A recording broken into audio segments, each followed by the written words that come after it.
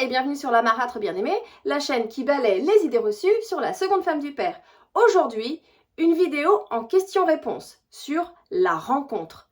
Non, non, non, pas la rencontre de l'homme que tu aimes et qui a des enfants, mais bel et bien la rencontre de ses enfants qui vont faire basculer ta vie de femme amoureuse d'un homme à celle de marâtre.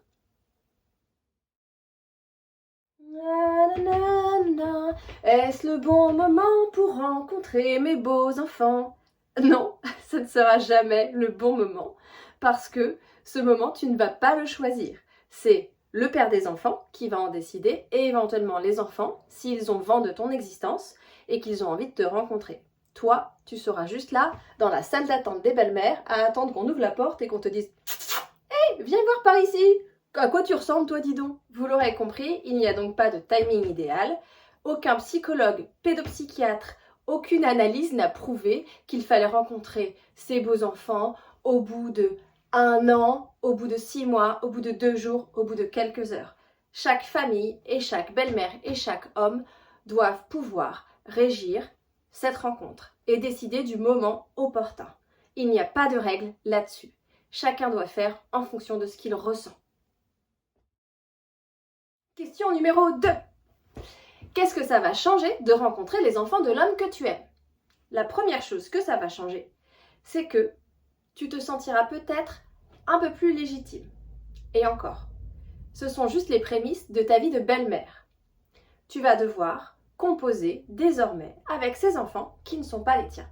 Cela va changer la petite vie de couple que tu menais bien tranquille avec cet homme, parce qu'il en sera terminé de ce rythme où tu étais caché, bien à l'abri et où ton couple était la priorité. Cela va aussi te libérer du poids que tu pouvais ressentir lorsqu'il était avec ses enfants et que du coup, tu n'avais pas le droit d'exister. En fait, c'est la première pierre que tu poses à l'édifice de ta place et de ton rôle. Cela m'amène directement, sans transition, à la troisième question, à savoir, quelles sont les conditions à réunir pour rencontrer ces beaux enfants? Pour rencontrer les enfants de l'homme que tu aimes, il faut qu'il y ait eu 2-3 choses de faites ou de dites. La première, c'est que cet homme en ait parlé à ses enfants, que le jour et le lieu du rendez-vous soient fixés, qu'éventuellement la mère des enfants soit prévenue en amont. Et encore, ce n'est absolument pas une obligation. Ensuite, il faudra définir le cadre de cette rencontre.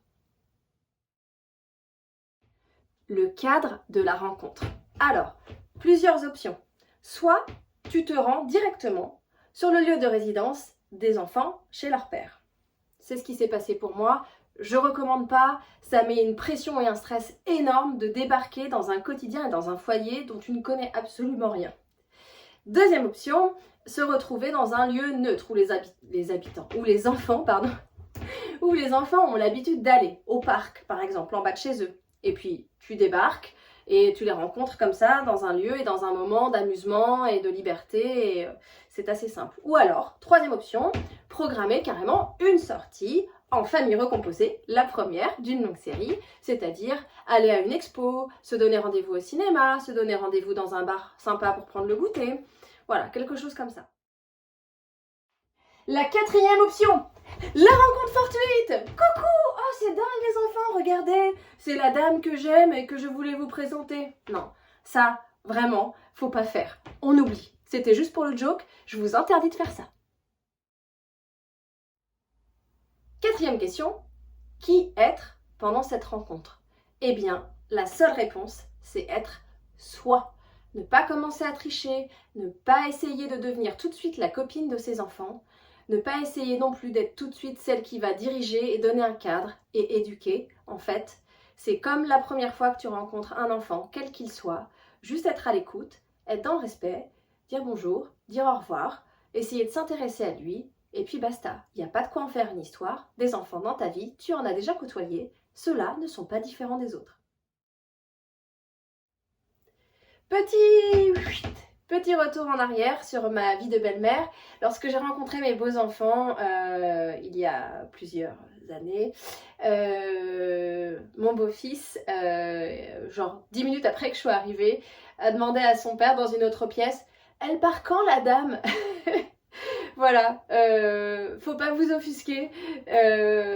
C'est sans filtre un enfant, ça dit parfois tout ce que ça pense.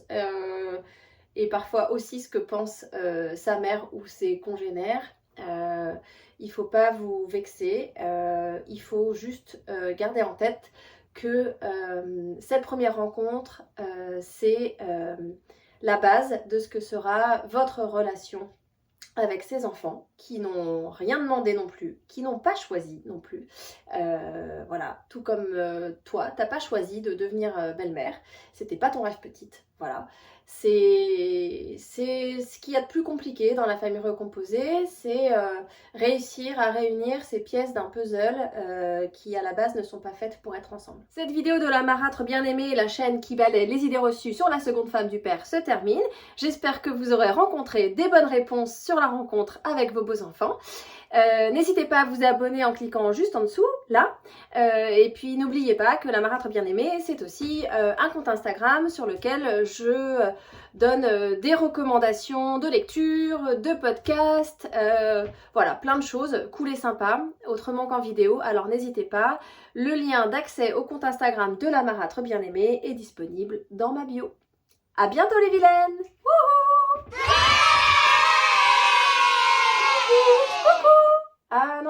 Ah non, ça c'est pas les enfants de l'homme que j'aime, ni l'homme que j'aime. Ah, bon, bah j'ai dû me tromper de lieu de rencontre. Peut-être que j'avais pas envie finalement.